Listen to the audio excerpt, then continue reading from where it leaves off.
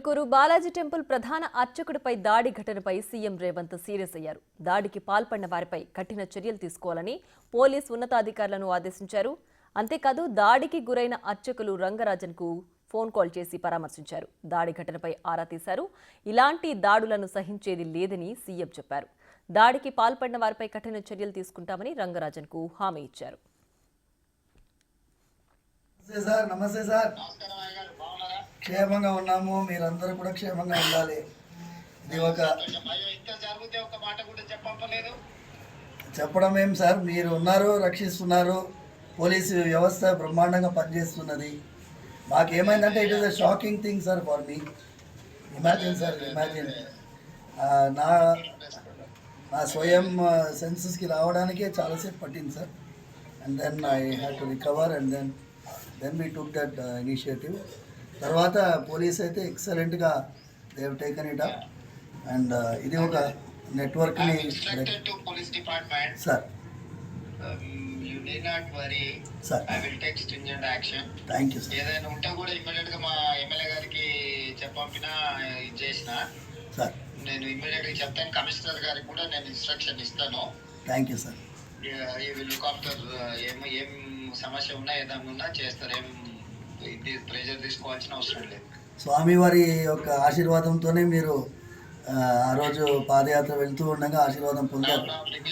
అవును సార్, అవును అవును సార్, అవును సార్, అవును సార్. వస్తాను నేను ఒకసారి వీలు చూసుకొని మందిరానికి కూడా వస్తాను. రండి సార్, రండి. స్వామివారు జాగ్రత్తగా ఉండండి. ఏదైనా విషయం ఉంటే ప్రభుత్వం మీకు పూర్తిగా సహకారంగా ఉంటుంది. Thank you sir. నమస్తే సార్. నమస్తే సార్. ఓకే ఓకే, నమస్తే నమస్తే నమస్తే.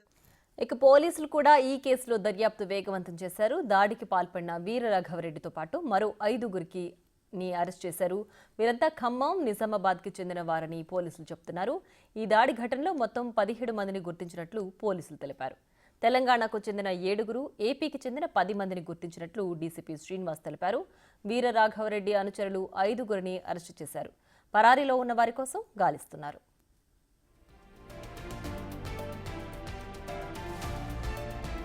ఆ దాడికి సంబంధించి సంచలన విషయాలు వెలుగులోకి వస్తున్నాయి. శుక్రవారం ఆలయానికి భక్తులు పెద్ద ఎత్తున వస్తారు కాబట్టి అందులో కొందరిని తన సైన్యంలోకి చేర్పించాలని పూజారిపై రాఘవరెడ్డి ఒత్తిడి తెచ్చినట్లు సమాచారం. రామరాజ్యం కోసం తెలుగు రాష్ట్రాల్లో పర్యటించడానికి తన సైన్యాన్ని తయారు చేస్తున్నానని రంగరాజన్కు వీరరాఘవరెడ్డి చెప్పారు. ఈ క్రమంలో తాను చెప్పినట్టు వినాలని రంగరాజన్ను బెదిరించినట్లు తెలుస్తోంది. అయితే దానికి పూజారి రంగరాజన్ నిరాకరించడంతో నా మాట వినవా అంటూ రంగరాజన్పై వీరరాఘవరెడ్డి దాడికి పాల్పడ్డారు.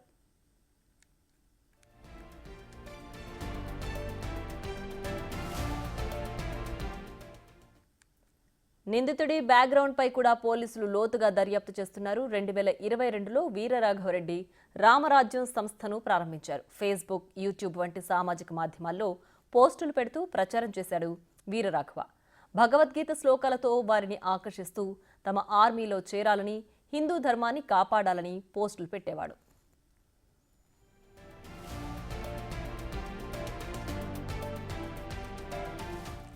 సెప్టెంబర్ 1 నుంచి డిసెంబర్ 31 వరకు చేరే వారికి 20,000 జీతం కూడా ఇస్తామని ఆఫర్ చేశాడు. ఈ ప్రచారంలో భాగంగా వీరరాఘవరెడ్డిని 25 మంది సైనికులు తణుకులో కలిశారు. తర్వాత కోటప్పకొండకు వెళ్లి అక్కడ ఒక్కొక్కరికి 2,000 ఇచ్చి యూనిఫామ్ కుట్టించుకోవాలని చెప్పాడు.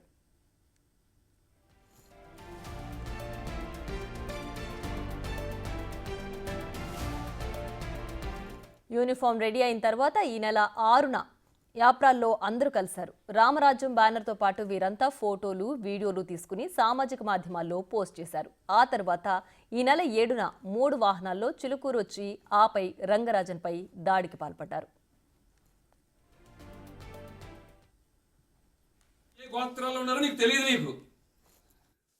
చెప్తున్నావు, హైకోర్టు అన్నావు, సుప్రీంకోర్టు అన్నావు, నీకు తెలియదా వాళ్ళకున్న ఇమ్యూనిటీ ఆర్టికల్ 124(4) ఎవడని ఇప్పుడు దాకా ఏ ప్రధానమంత్రి అయినా ఇంపీచ్ చేయగలిగారా? 77 ఐపీసీ, 197 సిఆర్పిసి వాళ్ళ రక్షణ కవచాలు తెలియదా మీకు? భగవద్గీత 18వ అధ్యాయంలో 17వ శ్లోకం ఉన్న యస్య నాహంకృతో భావో బుద్ధిరేశ్య నలిప్యతే హత్వాపి సహిమాన లోకాన్ని హంతి ప్రయోగించే అవకాశం మాకు లేదా? ఈ అర్చక పురోహితులు మీ పని ఇది. మీ ఆలయ పరిధిలో క్షాత్రం కలిగిన వారు ఏ గోత్రాల్లో ఉన్నా, వైశ్య పరంపర వారు ఏ గోత్రాల్లో ఉన్నా ధర్మస్థాపన కోసం కలిలో రామరాజ్యం ఏర్పాటు అయింది. భగవద్గీత 4వ అధ్యాయం 7-8 శ్లోకాల ప్రకారంగా.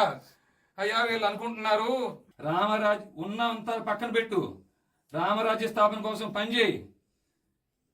ఆ తర్వాత లేదా ఎవరో కాపాడుతారు, ఎవరో చేస్తారు, రిట్ పిటిషన్లు, ఎస్ఎల్పీలు వేస్ట్. క్యూరేటివ్స్ దాకా ఉన్నాయి, వాళ్ళే దొంగలు. ఏ న్యాయమూర్తులు అయితే అన్బ్రైడల్డ్ పవర్స్తో ఆర్టికల్ 124 సబ్-4 అని ఇమ్యూనిటీతో, 77 ఐపీసీతో, జడ్జెస్ ప్రొటెక్షన్ యాక్ట్తో ఇట్లాంటి రక్షణ కవచాలు పెట్టుకు విర్రవీగుతున్నారా? రక్షణ కవచాలు బ్రేక్ చేయడం కోసం వచ్చేవాడి అయ్యా మేము కూడా. అయ్యా వింటున్నారా? మేము వచ్చిందే న్యాయ వ్యవస్థ తోలు తీయడం కోసం. గతంలో కూడా ఇలాంటి అరాచకాలు చేశాడు. పశ్చిమ గోదావరి జిల్లా కలెక్టర్ని తాను అరెస్టు చేశానని సీఐకి ఫోన్ చేశాడాయన. వీరరాఘవరెడ్డి మాటలు విన్న సీఐ ఆశ్చర్యానికి గురయ్యాడు. నిందితుడికి చట్టం తెలియక అలా చేసుంటాడని అప్పుడు పోలీసులు లైట్ తీసుకున్నారు. కానీ ఇప్పుడు మాత్రం ఏకంగా ఈ చట్టాలతో తనకు పని లేదని, తాను చెప్పిందే చట్టం అన్నట్టు వ్యవహరిస్తున్నాడు నిందితుడు. రంగరాజన్పై దాడిని అన్ని వర్గాలు ఖండిస్తున్నాయి. జనసేన అధినేత పవన్ కళ్యాణ్ దీనిపై స్పందించారు. ఇది ఒక వ్యక్తిపై కాదు, ధర్మ పరిరక్షణపై దాడిగా భావించాలని పవన్ అన్నారు. కొన్ని దశాబ్దాలుగా రంగరాజన్ ధర్మ పరిరక్షణకు, ఆలయాల వారసత్వ సాంప్రదాయాలు, పవిత్రతను కాపాడేందుకు తప్పిస్తున్నారు. రామరాజ్యం అనే సంస్థ సభ్యులమని చెప్పి వెళ్లిన ఒక మూక రంగరాజన్పై దాడి చేయడం వెనుక ఉన్న కారణాలేంటో పోలీసులు నిగ్గు తేల్చాలని డిమాండ్ చేశారు ఏపీ డిప్యూటీ సీఎం. ఆ మూకను నడిపిస్తున్నదెవరో గుర్తించి కఠినంగా శిక్షించాలని కోరారు. ఈ దాడిని తెలంగాణ రాష్ట్ర ప్రభుత్వం తీవ్రంగా పరిగణించాలని డిమాండ్ చేశారు. మేము వెళ్ళాలా? వాడు తప్పు చేసిన వాడు మేము వెళ్ళాలా? అధికారి కంప్లైంట్ ఇవ్వాలా? మేము అధికారి కంప్లైంట్ ఇచ్చాము. కంప్లైంట్ ఇచ్చిన అధికారి చర్య తీసుకోకపోతే ఏం చేయాలి చెప్పండి. కాపీ కలెక్టర్ గారికి వచ్చింది. మరి వీడు చేతగా ఈవిడ ఏం తెలియనట్టు పట్టించుకోకుండా ఉంటే వాళ్ళే ఉంటారు కదండి. ముందున్న కలెక్టర్ నిర్బంధంగా ఆపారు సార్. తప్పుడు చర్యలు ఆపారండి. ఇప్పుడు ఈ కలెక్టర్ గారు క్రాస్ చేస్తున్నారండి. మా అభియోగం అది అభియోగంగా జరుగుతుంది. అక్కడ ఎక్కడైనా జరుగుతుంది, ఇంప్లిమెంట్ జరుగుతుంది. అక్కడ గవర్నమెంట్ కూడా సరే బాడీ అంటాం రోజు వాళ్ళు అన్నది మనం చూడడానికి దారుణం సార్. అసలు గవర్నమెంట్ కూడా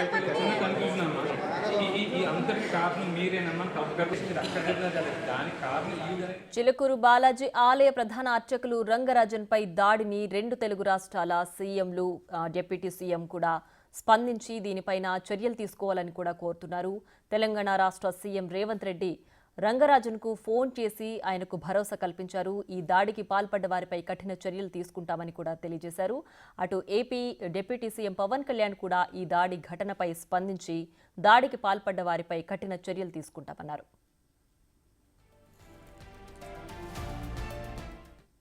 చిలుకూరు బాలాజీ ఆలయ అర్చకులు రంగరాజన్పై దాడి వ్యవహారంలో వీరరాఘవరెడ్డితో పాటు మరో 5 మందిని పోలీసులు అరెస్ట్ చేశారు. వీరంతా ఖమ్మం, నిజామాబాద్కి చెందినవారుగా చెప్తున్నారు అధికారులు. ఈ నెల 8న రంగరాజన్పై దాడి జరగగా ఈ కేసులో రామరాజ్యం ఆర్గనైజేషన్ నిర్వాహకుడిని అరెస్ట్ చేశామన్నారు డీసీపీ. నిందితులపై కఠిన చర్యలు తీసుకుంటామని చెబుతున్న డీసీపీ శ్రీనివాస్తో మా ప్రతినిధి Suresh face to face. Balaji temple ప్రధాన అర్చకులు రంగరాజన్ దాడి కేసులో పోలీసులు దర్యాప్తు ముమ్మరం చేశారు. ఇప్పటికే ఆ కేసులో ఉన్నటువంటి ప్రధాన నిందితుడు వీరరాఘవరెడ్డితో పాటు మరొక 5గురిని కూడా అరెస్ట్ చేశారు. ఈ కేసుకు సంబంధించి మనతో పాటు రాజేంద్రనగర్ డీసీపీ శ్రీనివాస్ ఉన్నారు. ఒకసారి పూర్తి వివరాలు అడిగి తెలుసుకుందాం. సార్, అసలు వీరరాఘవరెడ్డి రంగరాజన్పై దాడి చేయడానికి గల కారణాలు ఏంటి సార్?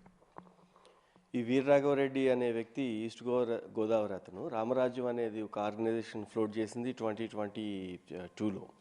తర్వాత అతని ఆలోచన ఏంటంటే ఒక ఆర్మీని స్థాపించి ఆర్మీ ద్వారా వైలెంట్ గ్రూప్ ద్వారా మాత్రమే రామరాజ్య స్థాపన జరుగుతుంది అని అతను ఈ గ్రూపు పెట్టడం జరిగింది. దాంట్లో భాగంగానే అతను కొంతమందిని సెక్యూరిటీ గార్డులు అనే పేరు మీద కొంతమందిని రిక్రూట్ చేసుకుంటాము అని యాడ్ ఇచ్చి నెలకి 20,000 రూపాయల శాలరీ అని చెప్తే దాన్ని నమ్మి కొంతమంది అతని దగ్గరికి వెళ్ళటం, వాళ్ళ అమౌంట్తోనే అంటే రిజిస్ట్రేషన్కి 350 రూపీస్ కట్టారు వీళ్ళందరూ సెక్యూరిటీ గార్డ్ జాబ్ అనుకొని.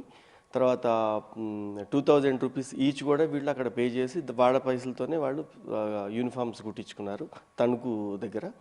దాని తర్వాత కొన్ని డిఫరెంట్ టెంపుల్స్కి తిరిగారు, ఎక్కడెక్కడైతే రెగ్యులర్గా అన్నదానాలు జరుగుతాయి వీళ్ళందరూ. అక్కడ డిఫరెంట్ టెంపుల్స్లో ప్రీస్టెస్కి అందరు కలిసి ఇట్లా రామరాజ్య స్థాపనకి మీరు అందరూ కూడా కొంతమంది సైనికులను ఇవ్వాలి, వాళ్ళకి కావాల్సిన శాలరీ కానీ సపోర్టివ్ మెకానిజం మీరే ఇవ్వాలంటే కొంతమందిని కలిసినప్పుడు వాళ్ళు సర్లే అని అన్నారు.